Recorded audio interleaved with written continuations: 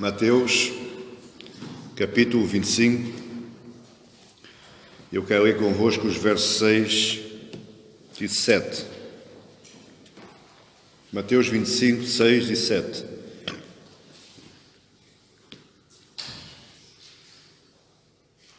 Mas, à meia-noite, ouviu-se um grito: eis o noivo, saí ao seu encontro.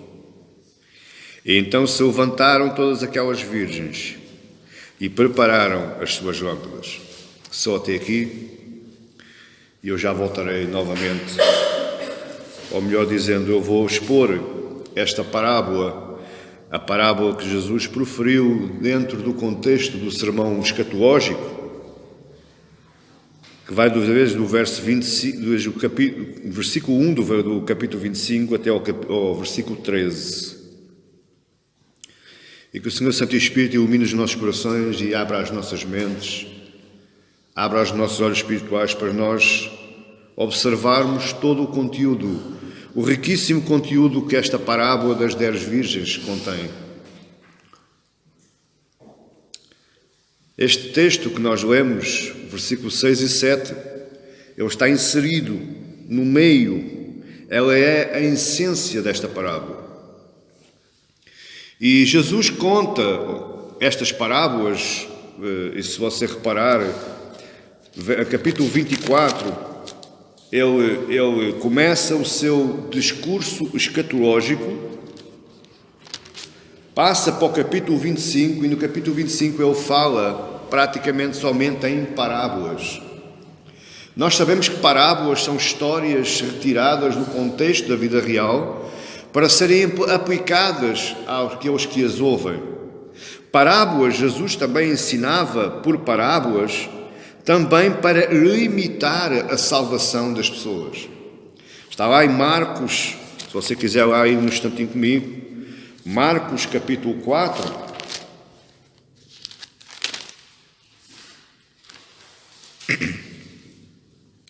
no verso 11 ele diz: ele lhes respondeu: a vós outros vos é dado a conhecer o mistério do reino de Deus, mas aos de fora tudo se ensina por meio de parábolas, verso 12, para que vendo vejam e não percebam, e ouvindo ouçam e não entendam, para que não venham a converter-se e haja perdão para eles. Então nós vemos que parábolas serviam para ensinar o povo, mas também serviam para limitar o povo.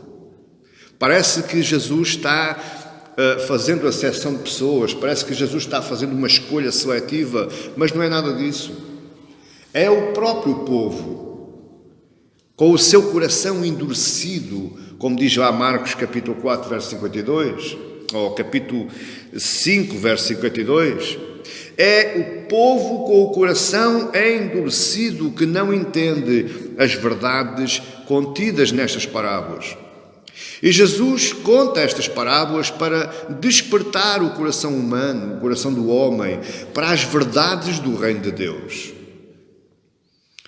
Eu estou farto de frisar que quando Jesus falou no reino de Deus lá na sua época, no ano 30 do século I,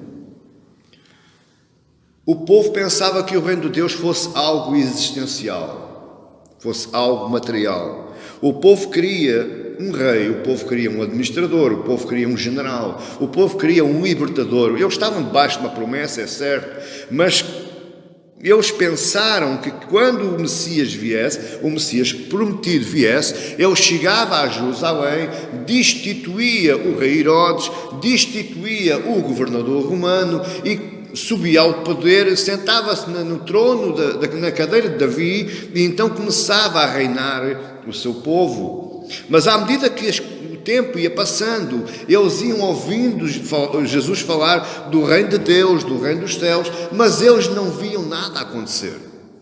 Assim como é hoje, meus amados irmãos, muitos de nós estamos pensando que Jesus é aquele que nos veio libertar a nossa vida e nos veio colocar dentro de uma redoma e agora Ele toma conta da nossa vida e nós não precisamos fazer mais nada, não precisamos nos chatear, não precisamos nos aborrecer. E à medida que o nosso tempo de cristão passa e nós vemos que as coisas que nós imaginamos, nós sonhamos, nada acontece. E nós entramos num caminho, se não tivermos Cristo no nosso coração, se não tivermos o Espírito Santo no nosso coração, nós começamos a trilhar o caminho da frustração e do desânimo. Mas o que Jesus quer ensinar aqui é que nós nos devemos preparar, não só para receber esse reino, que ele já veio. Jesus diz lá em Marcos 1,15, arrependei-vos porque o reino de Deus é chegado. Ele já veio, mas ainda não. Portanto, nós nos devemos preparar para viver esse reino hoje, mas para fazer parte desse reino hoje, mas também para receber o reino que virá. E como é que nós recebemos o reino, pastor? Atentando aos mandamentos de Deus, nos preparando, e essa preparação faz parte da nossa vida cristã. Jesus fala num reino, mas este reino que Jesus fala não é nada que nós possamos apalpar, que nós possamos agarrar, que nós possamos levar para casa. Este reino, meu amado irmão, é um reino espiritual. E nós fazemos parte desse reino espiritual, desse reino eterno. Nós fazemos parte desse reino dos céus. O próprio Paulo diz lá, no livro de Efésios, a carta de Paulo aos Efésios, que ele nos fez assentar nos lugares celestiais em Cristo Jesus. Nós já estamos sentados nos lugares celestiais em Cristo Jesus. Nós já fazemos parte desse reino dos céus, mas eu não o vejo ainda. Você entende isto? É difícil de entender, não é? Esta parábola era uma parábola profética e ela falava de um tempo que viria. Enquanto eles estavam olhando para a altura que Jesus estava falando, eu já ouvi pregar esta parábola de várias formas, várias maneiras, mas eu só entendo uma forma. O que Jesus está aqui ensinando nesta parábola é que, filho, filha, prepara-te, porque eis que venho. Quando eu não te vou dizer, mas tu tens de estar preparado, porque eu eis que cedo venho, eu venho. Podes ficar descansado, tu podes até não ver nada, eu posso até nem vir no tempo útil da tua vida terrena, mas eu venho. E esta é a certeza que nos move. Esta parábola está numa linguagem comparativa, ou seja, aí no capítulo 25, veja que em todas as parábolas, Jesus diz, e o reino dos céus é como. Mas esta é a única parábola proferida pela boca de Jesus que diz, no verso 1, então o reino dos céus será. Enquanto ele fala aqui, por exemplo, se você vir aí no versículo 14, a parábola dos talentos, pois será, como um homem que assentando-se no país. E outra parábola,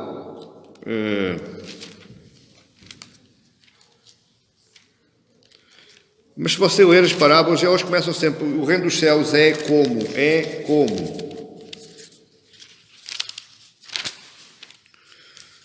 Por exemplo, no capítulo 20 de Mateus, a parábola dos trabalhadores da vinha, porque o reino dos céus é semelhante. Ou seja, o reino dos céus é algo que se está a passar neste lugar, nesta hora, nesta altura. Você está a entender? Mas esta parábola das 10 virgens é algo que nos deve preparar para alguma coisa que ainda não aconteceu. Ele irá acontecer. Então faz parte da minha vida cristã eu estar preparado para algo que ainda não aconteceu. Ele vai acontecer, mas ainda não aconteceu.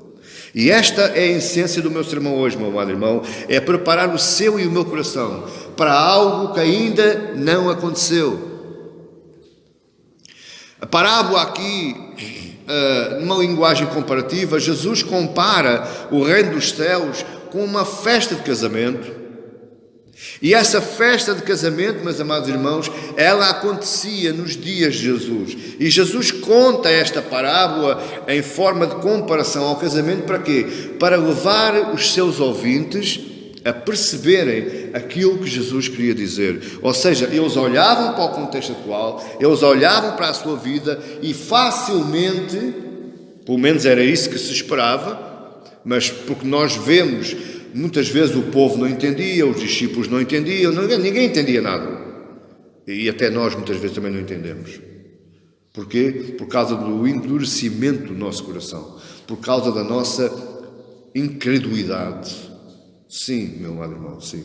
Nós vivemos incredulidade nos nossos dias. Nós temos laivos de fé e de esperança em Deus, mas depois lá vêm outros laivos.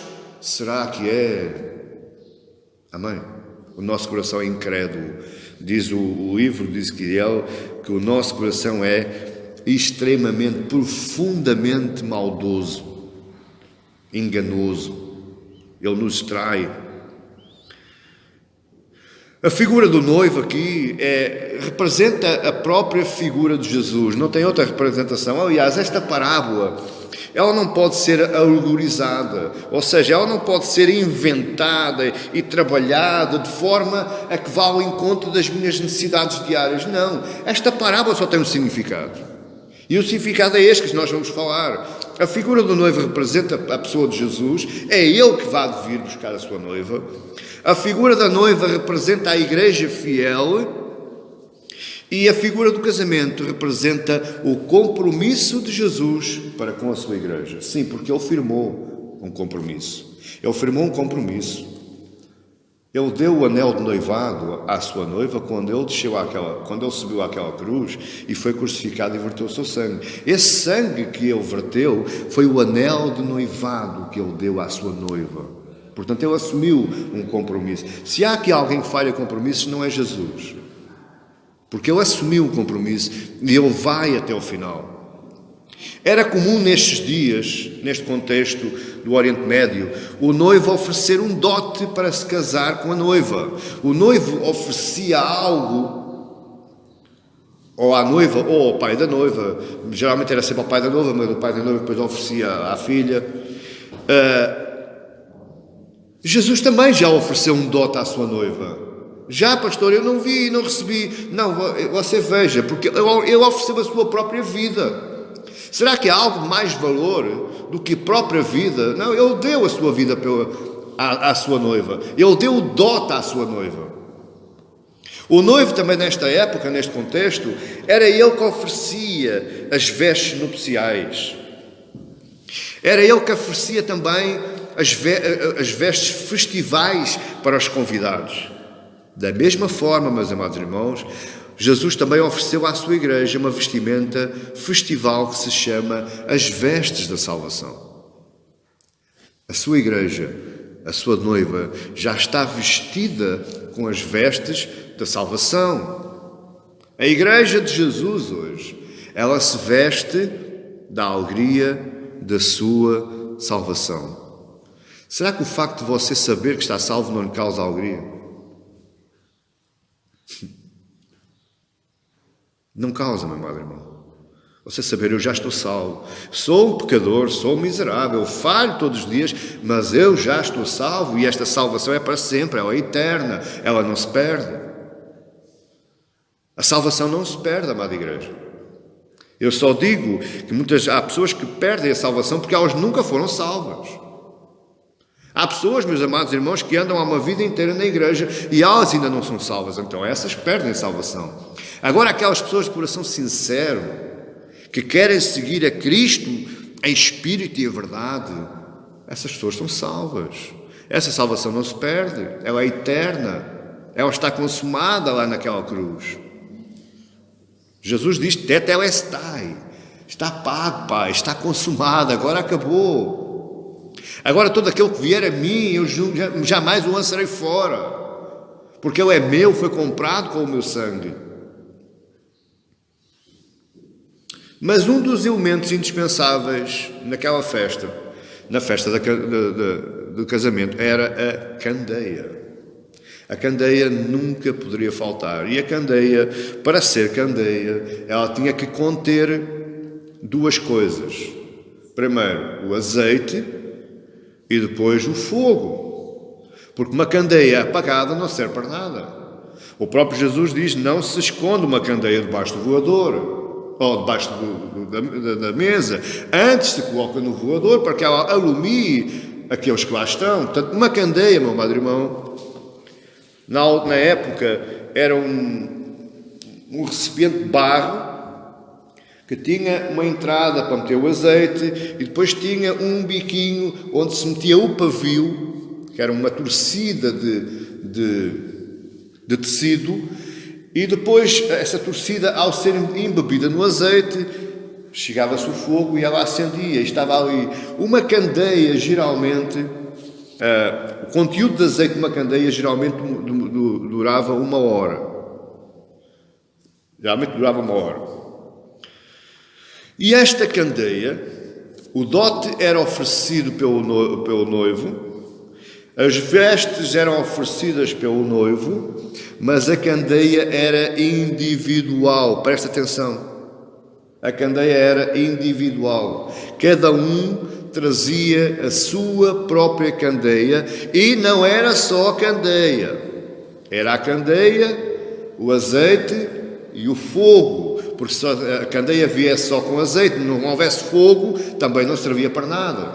Então havia necessidade de os convidados terem noção e a preocupação de que cada um que estava convidado, ele tinha que levar a sua candeia, o seu azeite e o fogo.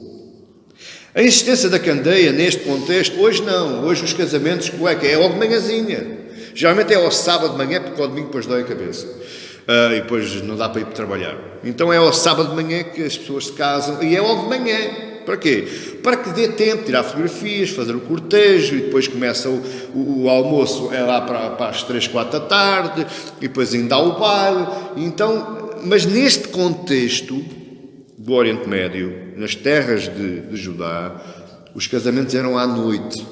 O noivo passava o dia inteiro na preparação da festa, nos alimentos, no vinho, no pão, na comida, nos músicos. Ele passava o dia inteiro preparando a festa e à noite ele deslocava-se à casa do sogro, ou daquele que iria ser seu sogro, e ele ia buscar a sua noiva à casa do pai da noiva, e quando ele ia buscar a noiva à casa do pai da noiva, ele levava a comitiva com ele, com as tais candeias, porque essas candeias iam alumiando o caminho do noivo na sua total e plena glória. Era um dia glorioso para aquele noivo, quando ele ia buscar a noiva. Então, como é que se transforma uma noite em glória? Com luz, sim ou não?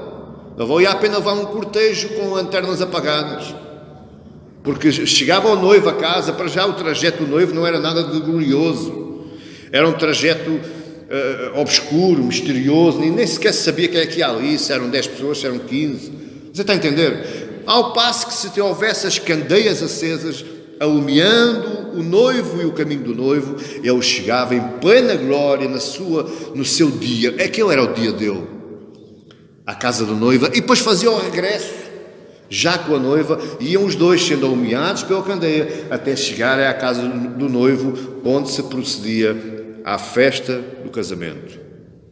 Você percebeu o contexto? Qual é o objetivo desta parábola? O que é que Jesus tinha em mente quando contou esta parábola? Em primeiro lugar, como eu disse, as festas de casamento eram à noite e ninguém sabia a que horas é que o noivo ia passar. Ninguém, só o noivo é que sabia. Ele podia se adiantar nos seus afazeres, nos preparativos, como ele se podia atrasar. Então ninguém sabia, toda a gente tinha que estar preparada para uma hora qualquer o noivo aparecer, para ir buscar a noiva. Então era necessário que os convidados tivessem o cuidado de levar azeite extra, ou uma quantidade de azeite extra, porque como não se sabia que horas é que o noivo ia chegar, como eu disse, cada recipiente demorava mais ou menos 1 hora. Ora, se eu estou à espera de alguém, eu não sei se vou esperar 1 hora, se eu vou esperar 2, se eu vou esperar 3. Então, os convidados levavam uma reserva de azeite para quê? Se o noivo se atrasasse, eu tinha azeite para depois prosseguir o caminho com ele. Você está entendendo isto? É importante que nós entendamos. Era necessário também levar azeite de reserva em quantidade, mais ou menos de 12 reposições de azeite na candeia. Ou seja, a porção de azeite deveria dar para uma noite inteira. Nós sabemos que a noite, lá no contexto de judaico, a noite começava às 6 da tarde e ia até às 6 da manhã. E depois às 6 da manhã começava o dia, das 6 da manhã às 6 da tarde. Então, das 6 da manhã, ou das 6 da tarde às 6 da manhã, são 12 horas, sim ou não? Então eu tinha que levar azeite na quantidade proporcional em que me desse para eu ter azeite, a candeia acesa durante uma noite inteira. Porque nós até sabemos que a festa do casamento, ela se prolongava por toda a noite. Na parábola, algumas virgens, há quem chame noivas, aqui a Bíblia não fala em noivas, né? A Bíblia fala de virgens. E virgens eram aquelas moças amigas da noiva, aquelas amigas de infância, aquelas confidentes, aquelas que estavam mais próximas à noiva. Essas eram chamadas as virgens. Nós, no nosso tempo, chamamos as damas de honor. Então eram essas que iam receber a noiva, iam caminhar com a noiva, iam-lhe segurar no véu e por aí fora. Elas são chamadas de umas prudentes e outras imprudentes. E também eu já ouvi falar, umas vezes falam em noivas loucas, outras falam em virgens loucas. A Bíblia fala de prudência e imprudência. Aqui não havia loucura nenhuma. A única loucura que elas fizeram foi não levaram azeite, não foram preparadas. Mas a Bíblia fala em virgens prudentes e as nécias. As nécias, nécio quer dizer imprudente. Então há virgens prudentes, que é aquelas que levam o azeite de reserva, e há as virgens imprudentes, que é aquelas que se esquecem de levar a reserva de azeite. E daí as designações da parábola: as 5 virgens nécias, ou sejam, as imprudentes, e as 5 virgens prudentes. Agora repare, meu amado irmão, estas 10 raparigas, estas 10 jovens, 10 virgens, elas eram convidadas para o casamento, sim ou não? Sim ou não? Eu preciso que você compreenda isto, porque tanto as prudentes como as imprudentes, elas foram convidadas para o casamento. Tanto as imprudentes como as prudentes, elas eram conhecidas da noiva, eram amigas da noiva. Então isso leva-me a perceber hoje e a aprender hoje que eu posso estar na igreja, mas ser imprudente. Eu posso ser salvo. Eu posso estar convidado para o casamento, mas a minha vida é de imprudência. Eu esqueci-me de algo na minha vida. É isto que a parábola me quer fazer entender. Existem aqueles que estão preparados, são prudentes, que cuidam do seu coração, que cuidam da sua vida, que cuidam da sua santificação, mas há outros que, embora sejam salvos, eu preciso frisar isto, embora sejam salvos, eles levam uma vida de imprudência. Amém, igreja? A Bíblia fala aí meia-noite, mas isso foi a tradução, porque não é meia-noite, é meio da noite. Meio da noite. É já na hora das vigílias. Quando é, pastor? Não sei. Porque o próprio Jesus diz...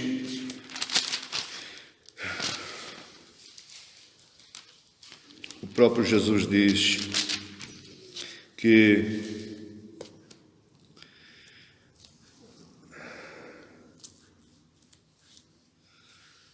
Não sei onde é que está o versículo, mas pronto.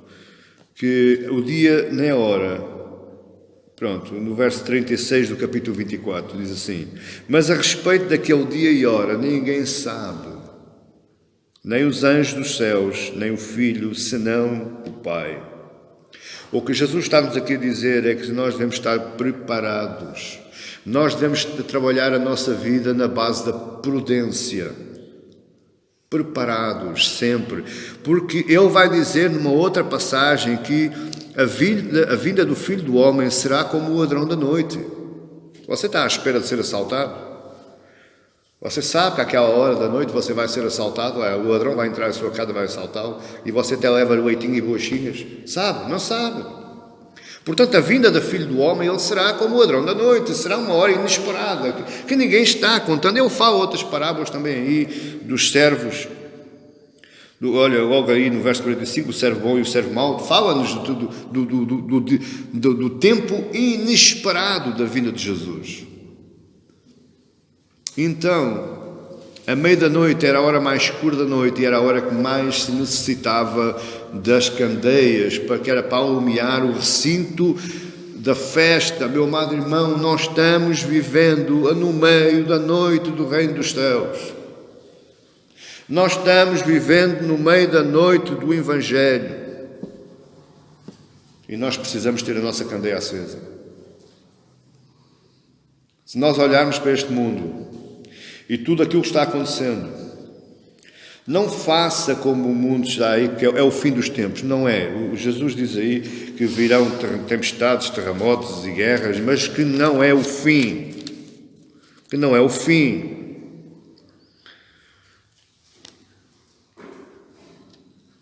Que não é o fim. Portanto, o que está acontecendo hoje é profético, sim. Está debaixo das profecias bíblicas, sim, mas ainda não é o fim. Não vale a pena nós andarmos com o coração alarmado. Agora porque, por exemplo, agora no Irão, foi em Moçambique, agora é no Irão. Aquelas grandes enxurradas, aquelas grandes cheias que levaram casas, levaram carros, levaram pessoas. São sinais proféticos, sim, mas se você reparar, o que está acontecendo no século XXI também aconteceu no século I. E também aconteceu nos tempos antes de Jesus. Portanto, nada disto nos indica que é o fim. E eu não posso estar preocupado em estar contabilizando o número dos sinais, ou quantificando, ou qualificando, porque eu estou a perder tempo. E o meu tempo tem que ser perdido com o Evangelho. O meu tempo tem que ser perdido com o encher da minha candeia com o azeite celestial. Aí é que eu tenho que perder tempo. Eu não tenho que estar a olhar para os sinais. Os sinais estão acontecendo? Acontecem. Uns são para a glória de Deus, os outros são para o juízo de Deus. E eu não tenho que me preocupar com isso. Eu não tenho que empatar o meu tempo, o meu precioso tempo com essas coisas. As coisas estão aí. Serve para nos alertar. E alertar para quê, pastor? Que a palavra de Deus é verdadeira. Isso sim. Eu devo estar atento e alerta que aquilo que está acontecendo estão debaixo de profecias bíblicas para me confirmar que o Deus dos céus é um Deus verdadeiro e Ele vai fazer cumprir todas as coisas. Mas também me deve levar a ter temor, a me preparar, se não é já amanhã ou se não será já esta noite. Você entende isto? Esse é o objetivo da parábola. Qual é a aplicação que eu tiro desta parábola? Em primeiro lugar, meu amado irmão, como nunca, e eu tenho lido alguns relatos históricos dos pais da igreja, de alguns historiadores, como nunca, nem o período medieval, que é chamado o período das trevas, da segunda época, ou seja, depois de Cristo, existiu a Idade Média, o período medieval, que é chamado o período das trevas, mas nem mesmo nesse tempo se vive tanto em trevas como agora. Amém? Preciso nós tomarmos atenção. Se você a ver bem e atentar bem, a internet é muito boa para nós abrirmos os olhos, porque se você for para a internet, for pesquisar no YouTube, no Facebook, por aí fora, você vai vendo igrejas cristãs evangélicas praticando iniquidade. Portanto, Jesus, isto são sinais também. Eu não preciso de um terremoto. Porque Jesus aqui também fala nos falsos profetas. E farão milagres e enganarão a muitos. Então a minha posição perante o reino dos céus é eu ficar preparado e ir preparando. Porque a Bíblia diz, estarão dois a dormir na mesma cama, um sobe, o outro fica. Isto revela-me que existem famílias que vão ser separadas naquele último dia. Existem dois lavrando no mesmo campo, um sobe e o outro fica. Diz-me a mim que nos nossos relacionamentos eles vão ser quebrados, os relacionamentos terrestres, irá haver relacionamentos quebrados. Então isso devia-me causar medo, isso devia-me causar pavor. Será que eu estou incluído? Será que o meu filho está incluído? Será que eu estarei na minha cama com a minha esposa e ela sobe e eu fico, ou vice-versa? Eu devia-me causar medo, pavor, meu amado irmão. Esse pavor, esse medo, ele devia-me servir para eu me preparar. Esta é a aplicação desta parábola, não tem outra aplicação. A iniquidade está-se multiplicando. A insensibilidade do coração do homem, a cegueira espiritual, ela tem crescido assustadoramente nos dias atuais. Ninguém mais ama ninguém. Todo mundo se utiliza do outro. Próprios cristãos a armarem discussõezinhas sem nexo entre cristãos. Isto é tudo fruto deste tempo que nós estamos vivendo. Isto é tudo fruto de haver vasos de barro, candeias de barro, mas não tem azeite nem tem fogo. A candeia está lá, mas a imprudência passou por cima disso tudo. Você está a entender isto? Jesus falou nos dias atuais, nos nossos dias. Ele falou lá nos nossos dias, nos dias que nós estamos vivendo hoje. E ele diz lá em Mateus 24, 6 a 8, diz: e ouvireis de guerras e de rumores de guerras. Você ouve guerras ou não? Olhai e não vos assusteis, porque é mister, ou seja, é necessário que aconteça. É mister que isso tudo aconteça, mas ainda não é o fim. Verso 7, se levantará nação contra nação. Acontece agora ou não acontece? Ok. E o reino contra reino, e haverá fomes e pestes. Você aqui nas pestes pode incluir também as enxurradas, os tsunamis, os terremotos. Aliás, eu falo em terremotos, os ciclones, em vários lugares. Mas verso 8 diz: mas todas estas coisas são o princípio das dores. Você que é mulher e já teve filhos, quando começa a dor no parto, a criança nasce logo. Às vezes dura um dia.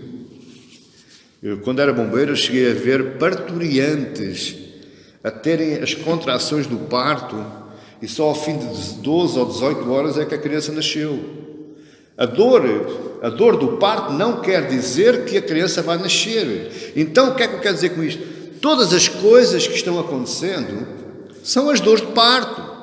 Mas não quer dizer que Jesus venha, ou já na primeira contração a gente respira fundo e já cá está. Não. Pode durar muito tempo. Amém, igreja? E esse tempo a gente não sabe. Ele continua no verso 8. E haverá terremotos em diversos lugares, e haverá fomes e tribulações, mas estas coisas são os princípios das dores. Entendemos então que nós estamos eu estou convicto que nós já entramos nesse tempo, no tempo da meia-noite, no tempo da meia da noite. Eu estou convicto que nós já entramos. Eu não falta ver mais nada, meu amado irmão. No meio de tanta incredulidade, no meio de tanta coração duro, no meio de tanto... Olha, eu nem sei como é o adjetivo que eu ia dizer, porque eu vejo o Evangelho hoje ser tratado como se tratasse de algo mágico. O Evangelho hoje está a ser adulterado. Nós, os pastores, os pregadores, hoje estamos sendo os assassinos no Evangelho. Deliberadamente. Portanto, eu creio no meu coração que nós já entramos neste período da meia-noite. Nós já entramos na escuridão. E nós, mais que nunca, nós precisamos das candeias para nos iluminar.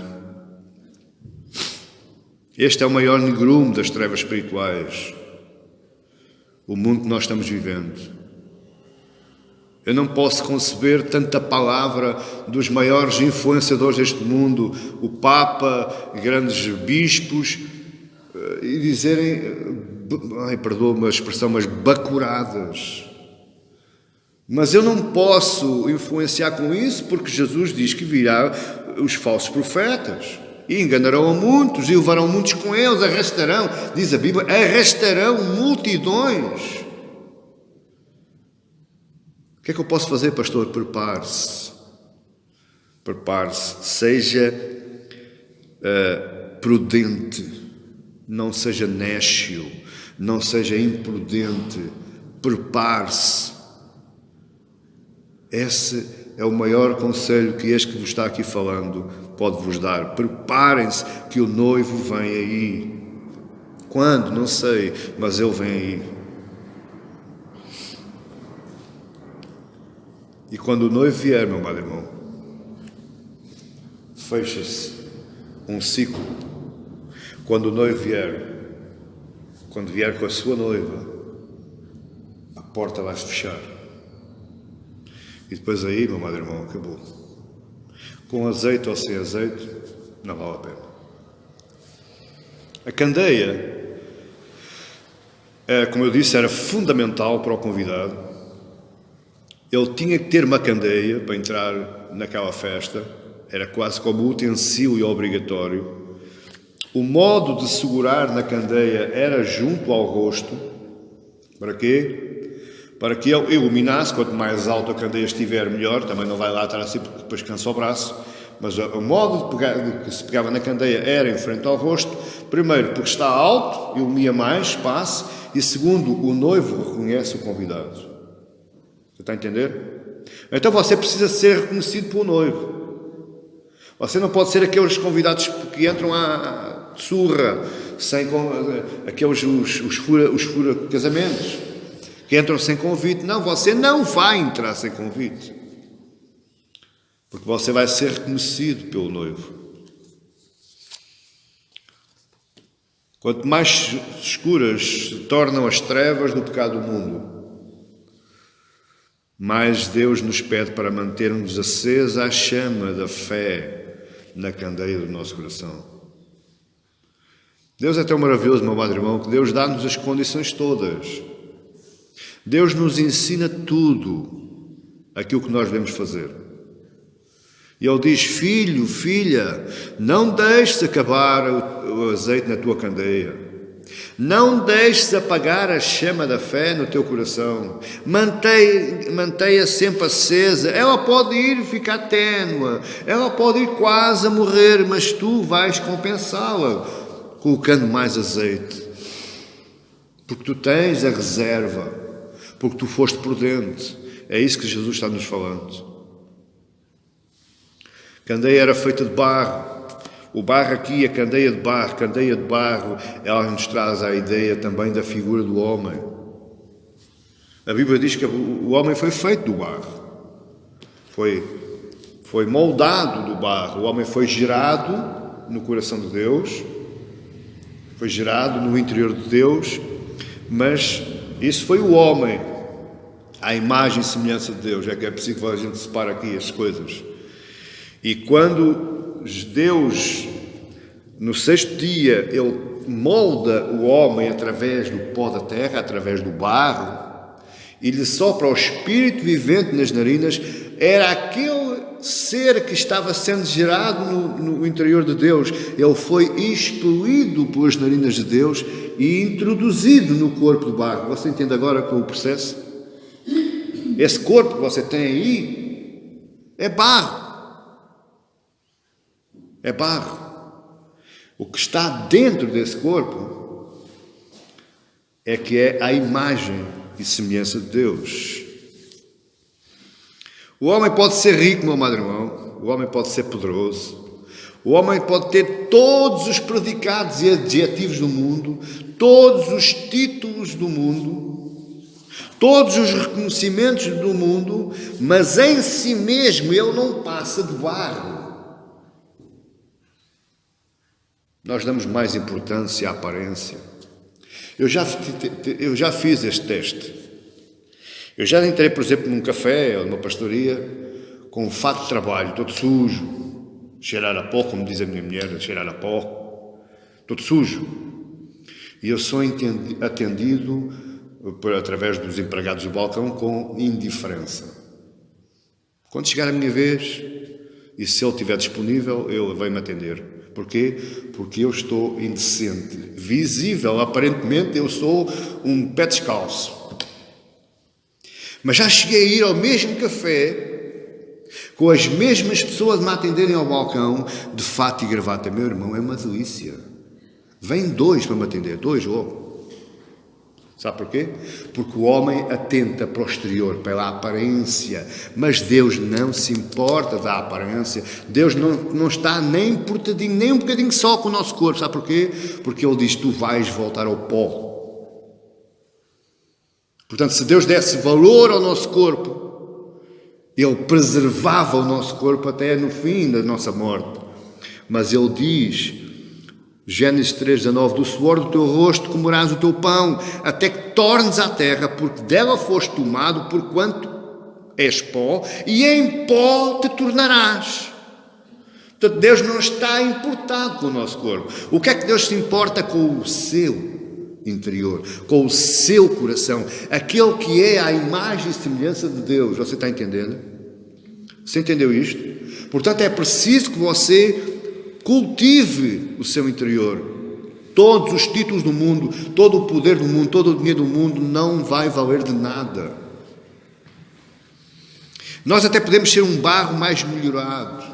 Falamos 4, 5 línguas, fazemos umas plásticas mais bonitas, os botoxes, usamos perfumes caríssimos, francês, Chanel 5, estou a fazer publicidade. Mas não vamos deixar de ser barro na mesma. Podemos vestir fatos da Armani, Gucci, mas o que está lá por dentro do fato, sabe o que é? Barro. Barro. A maior beleza de uma candeia de barro, eu preciso que você ouça isto agora.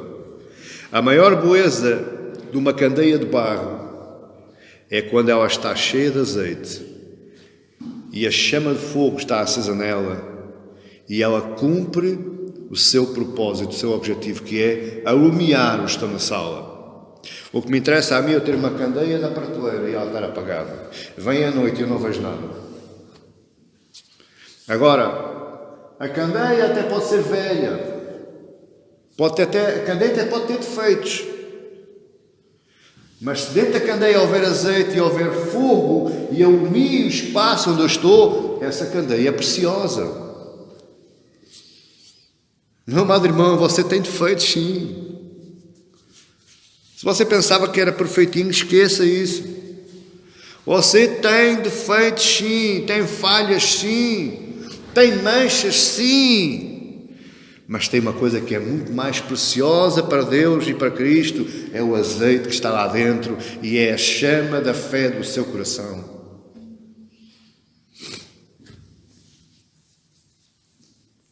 Candeia, azeite e fogo fala do homem. Candeia, azeite e fogo fala de mim e de si. Eu sou de barro, eu sou candeia, mas aquilo que está cá dentro A palavra de Deus, os mandamentos, os preceitos de Deus, isso me faz incendiar, faz-me iluminar os outros. Por isso é que Jesus diz: vós sois a luz do mundo. Como é que eu sou a luz do mundo? Com o azeite, com a fé que está no meu coração. Eu não posso iluminar o mundo sem combustível. Amém, igreja? O azeite fala também da bênção do Espírito Santo de Deus. Porque ouviste, crestes, logo fostes selados. Assim que eu ouvi a palavra, ouvi o Evangelho, esse Evangelho mexeu com o meu coração, eu criei e confessei com a minha boca, então eu fui selado com o Espírito Santo. Ou seja, é a mesma coisa que eu estar transbordando azeite dentro do meu coração.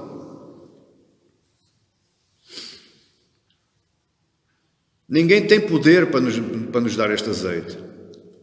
Este azeite não se compra, este azeite não se adquire. Este azeite é-nos dado pela graça de Jesus e pelo Pai. Este azeite é-nos concedido quando nós amamos o seu Filho. O fogo não é o batismo com o fogo, como muita gente fala. Mas o fogo fala do amor de Deus que se manifesta na minha vida.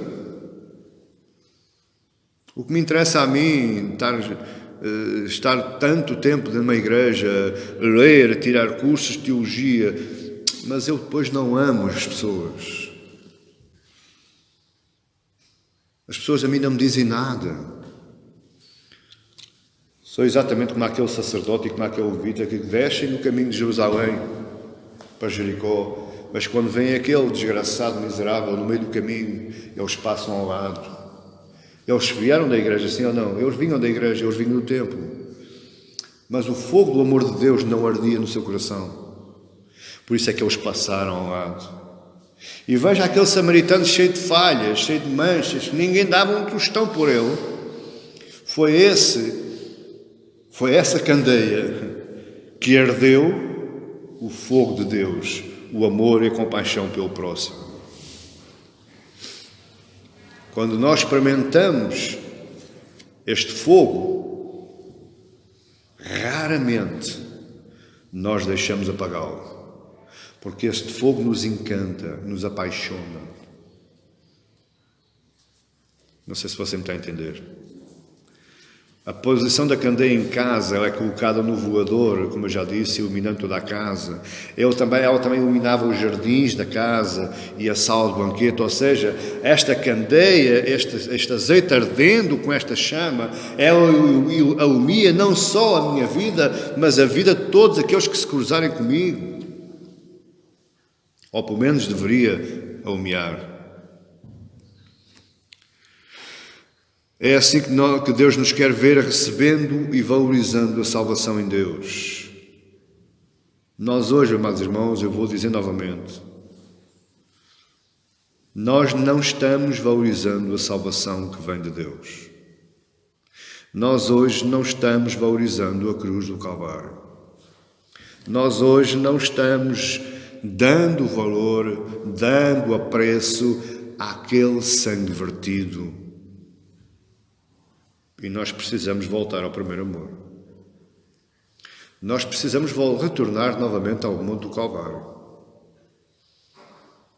Nós precisamos mais que nunca retornar aos pés de Cristo e fazer como aquela mulher, Maria, chorando e secando os pés de Cristo com os nossos cabelos e derramando nele tudo aquilo que nós temos melhor.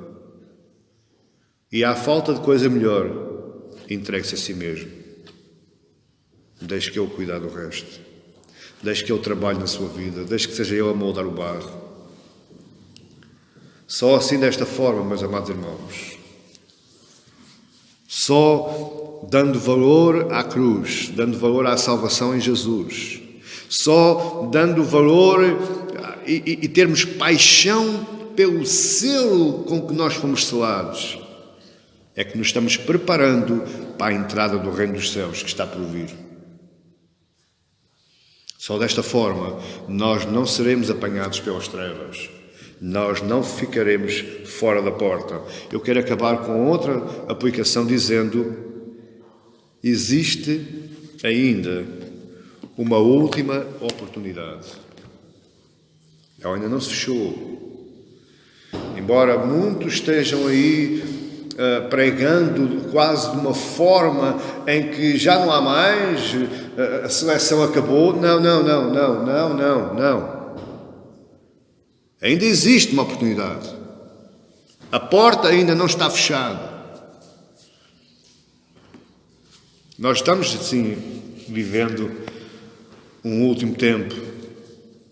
Nós estamos, sim, vivendo um último solene aviso. Deus ainda nos está avisando.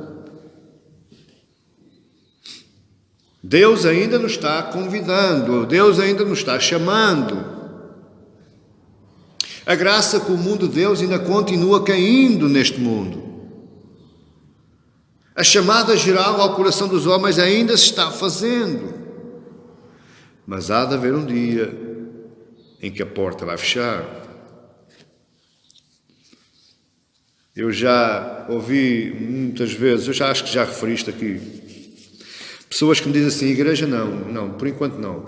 Quando eu estiver lá mais velhinho, quando na idade da reforma, eu vir-me para Deus. Agora quero viver a minha vida primeiro. Você sabe, se enquanto você está vivendo a sua vida, se Ele não vai. Você sabe se enquanto você está vivendo a sua vida, se a porta não se fecha. E depois você vai ficar por fora, vai ficar de fora. Existem outros, amados irmãos, que pensam que estão dentro, mas não estão. Porque o próprio Jesus disse: no último dia vireis e me direis: Senhor, Senhor, não profetizei eu em teu nome, e em teu nome não operei milagres. E sabe o que ele vai dizer? Nunca vos conheci, afastai-vos de mim, vós que praticais a iniquidade. Você quer coisa mais triste do que esta? Estas virgens, conhecidas da noiva, conhecidas do noivo, todas apraltadas, todas ataviadas para a festa. Mas no verso 11 diz: e depois chegaram também as outras virgens, as imprudentes, as nécias, dizendo: Senhor, Senhor. Elas sabiam que era o Senhor. Elas conheciam o noivo, que elas estavam lá na casa certa, a bater à porta certa. Abre-nos. Mas ele, respondendo lá dentro, disse: em verdade vos digo que não vos conheço. Então eu vou lhe dizer uma coisa hoje, seriamente. Não pense porque você está na igreja, não pense porque o seu pai é pastor, o seu filho é pastor, o seu esposo ou a sua esposa trabalham na igreja. Não pense que por causa disso existe uma realidade na sua vida. Pode não haver. Isto vai depender da forma como você estiver preparado para entrar na festa. Se você for prudente, se você estiver preparado, se você tiver o azeite na sua candeia, se a chama da sua fé estiver acesa, aí você vai entrar na festa. Agora, se nós andarmos brincando, e olha que eu começo a ter medo. Eu começo a ter medo. Há muitas vezes que eu me levanto de manhã, pego o meu carro, vou conduzir para o meu trabalho, para as obras, e vou dizendo: Senhor, é hoje? Será que é hoje? Porque eu vejo tanta iniquidade, tanta maldade, tanta ruindade neste mundo, que não me admirava nada que fosse já esta noite.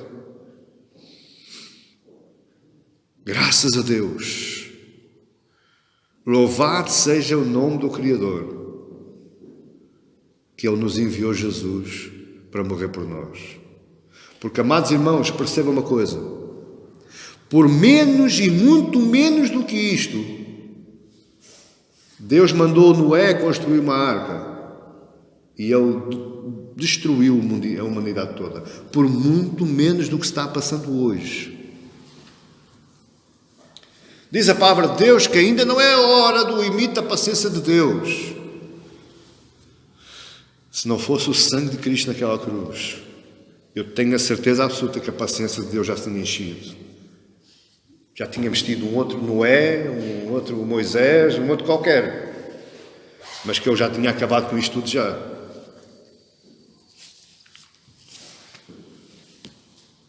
É o brilho da candeia que identifica o servo de Jesus. Não é mais nada. É o brilho da sua candeia que o vai identificar perante o noivo. Não é as suas obras, não é os seus méritos, não é os seus desméritos. É o brilho da sua candeia é que o vai identificar quando o noivo vier. Ele vai dizer, sim, tu és meu convidado. Sim, eu conheço-te perfeitamente, porque eu estou vendo. Você está a entender isto? Nos dias de Noé, como eu disse, eles não perceberam.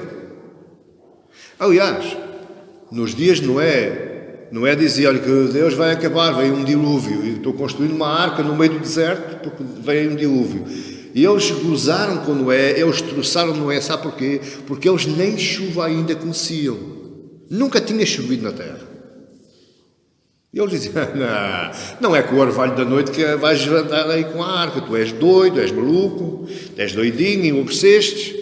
Noé teve 120 anos construindo aquela arca e dizendo, arrependei-vos, porque vai haver um dia.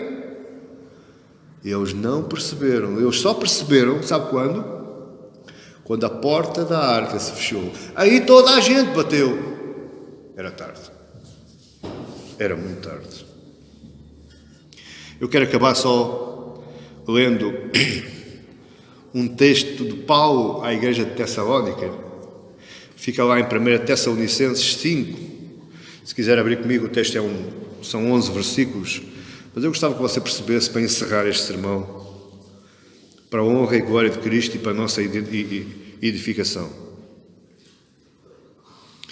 1 Tessalonicenses, capítulo 5, dos versos 1 a 11. E Paulo diz assim à igreja da Tessalónica. É lá no final da Bíblia. No Novo Testamento.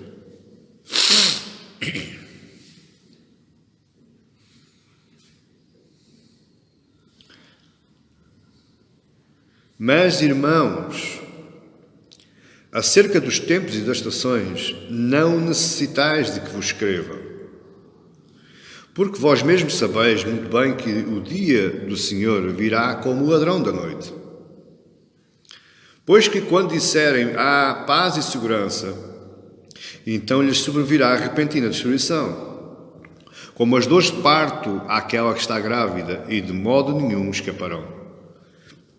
Mas vós, irmãos,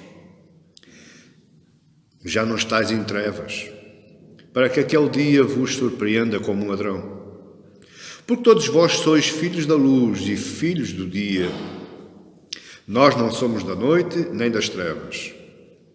Não dormamos, pois, como os demais, mas vigiemos e sejamos sóbrios.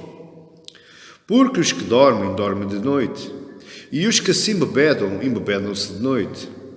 Mas nós que somos do dia, sejamos sóbrios, vestindo-nos da couraça da fé e do amor, e tendo por capacete a esperança da salvação. Porque Deus não nos destinou para a ira, mas para a aquisição da salvação, por nosso Senhor Jesus Cristo, que morreu por nós, para que, quer vigiemos, quer dormamos, vivamos juntamente com Ele. Por isso, exortai-vos uns aos outros, e edificai-vos uns aos outros, como também o fazeis. Amém? Esta é a exortação de Paulo à igreja de Tessalónica. Esta é a exortação de Deus à igreja de Olhão. Que nos preparemos, que estejamos atentos, que vigiemos, que sejamos sóbrios, que sejamos prudentes. Mantenha, meu amado irmão, mantenha a sua candeia com azeite, que é o Espírito Santo, a palavra de Deus, o mandamento de Deus, a paixão por Cristo.